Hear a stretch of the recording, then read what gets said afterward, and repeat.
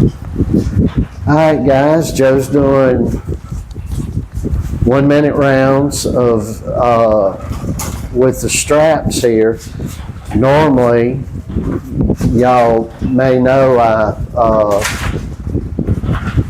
revolve around. I'll have one guy hold on to one arm and I'll take the other arm and we'll rotate clockwise and counterclockwise and do it that way. I'm going to cut you off in a minute here, Joe. And Joe do, I don't know, anywhere from 6 rounds, 3 rounds, it just depends. And I'm just going to show you one round here. And when we get done, when he gets done with this, he's going to move on and do probably just 100 push-ups and 100 squats. He'll do them in sets of 25. He's done a whole lot of bag work already. We did a big amount of work yesterday, and a big amount of shoulder work. So, Joe, you can go ahead and stop right now. I think we got over a minute. You've got 1 minute and 20 something. Is working you any? All right, guys, so I'm going to come back over here, and we've got a light burnout. We're having some trouble with some items in the apartment here. So the lighting's not going to be so great. But Joe, you can open that door whenever you want to, if you feel like it. If you don't want to open it, don't open it. But I'll have to open it when Rocky starts getting upset. So Joe's going to do some squats here, or push-ups and squats.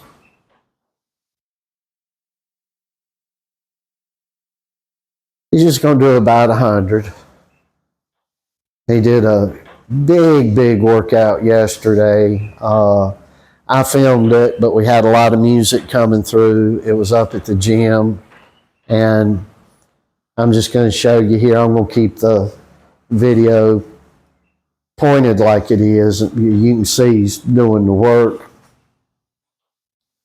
Normal with this, he'll do 300 or 400 squats and push-ups, and if you're regular to our channel, you know he's done 1,000 push-ups in under an hour, and 1,200 squats in under an hour as well. And it's varied. I think we've got one where he did 700 of one and 7 of the other at the same time. So I'll be a little up and down with this, but you can see it's helping him. He's getting a lot of size about himself. So I'll be talking as normal, and Joe, you just take the time you want in between them and just make it a easy day for the rest of the day here.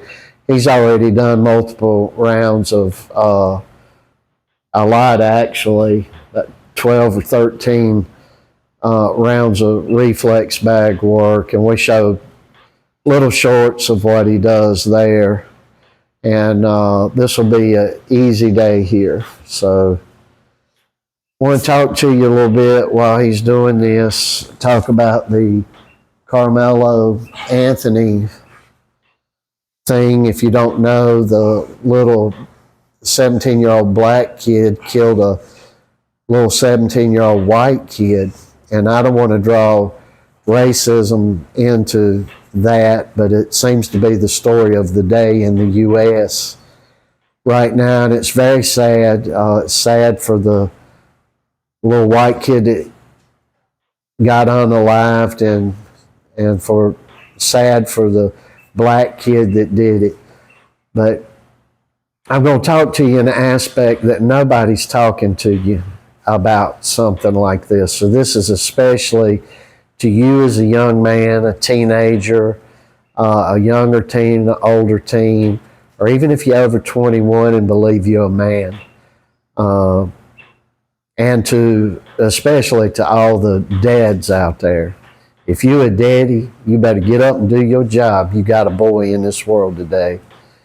And what I really want to tell you is, which you ain't going to hear anywhere else, is the one doing the unaliving, that boy didn't have a dad. He's got a dad, and they're trying to, because of color, trying to make it sound like it's a miracle and a great family because they even have a dad in the house. And that ain't nothing great. Color has nothing to do with what I'm telling you.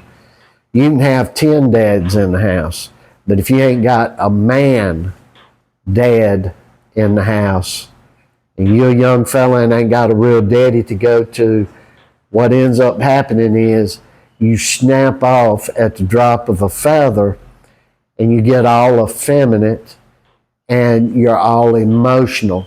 And that's exactly what was happening with this Carmelo kid. And it didn't take me 2 seconds to take a look at that father of Carmelo, the unaliver guy, to see why this boy was acting and behaving like he was, because he didn't have a man in the house. He had a male in the house, but it wasn't a U.S. male. It wasn't a man. So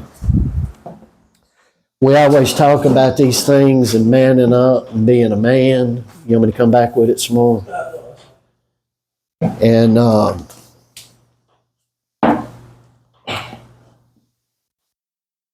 you've got to, if you're a dad, if mama's ruling the roost and ruling the family, you're not doing your job if you got a boy in the house.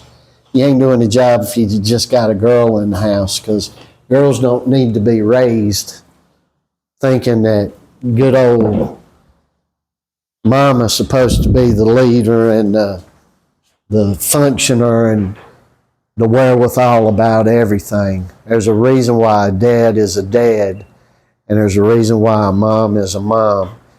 And if you don't have that in your family, I'll tell you guys time and again, my daddy died when I was a little boy. But I want to tell you folks that the reality of this thing is here, if you're a boy, you need a dad. And that's just what you need. And the guy you're seeing on camera right here, the reason why he's so damn strong, the reason why he is so strong is because he has a dad that takes the time with him, and it's a real man, developing him into a real man. The unaliver had 2 choices he could have made. The bad guy, the one that unalived the other boy. And he would have been a man. That is, put these 2 up and fist fight and let it be done, win, lose, or draw, or walk away. And either one of the 2 things I just told you, that boy would have been a man. And that's what this young man would do. That's what he would do. And I'm seeing, you guys around here, you know what we've been through. We have kids come out, 14, 18 years old, they want to throw rocks and run off and stuff. It's because there ain't no daddies here in Columbia. There's a lot of males in the house, but they ain't U.S. males. They're not real dads. They're effeminate men in the house. And that little boy that unalived that other little boy, and if it was reversed, I would have said the same thing. He was effeminate. He had an effeminate daddy. And he raised an emotional and effeminate boy. And that's about all I'm going to say on that. And I don't care whether if any of you like what I said or don't like it. The whole darn thing, there's not one thing about that that's color. There's a lot of issues that's getting involved in it that are race type issues and the bull junk and all that, but I'm not going to get into all that. I'm just telling you that Carmelo Anthony is a little punk. He's not going to make it in prison either, folks. There's no scenario upon which that's going to happen. He was throwing up gang signs, so the gang that he was throwing the sign up for, but which he wasn't a member of, is going to come after him. And ain't no other gang's going to accept him. That's how that's going to work out. So as an old man to young men, I'm going to tell y'all, keep your damn hands to yourself. And you ain't a man and you pull a gun out and you go after another person with a gun. You ain't a man taking a knife on somebody else. You use these. And if you can't do it, be man enough to walk away. And I just wanted to tell everybody that. I'm going to cut this video off right here, irrespective of if Joe keeps going or not. I want y'all to know we love you and we hope you have a good rest of the week, but I felt all that needed to be said. And hope it makes sense to you. If it don't, maybe you need to soul search if you are not a woman and figure out how to be a man, because what I'm saying, any man should be able to grasp a hold of, any man. So we love you guys. Remember, Christ is King, Lord, and Savior up in with us, and we hope he is up in with you too. And we'll catch you guys later. Have a great week.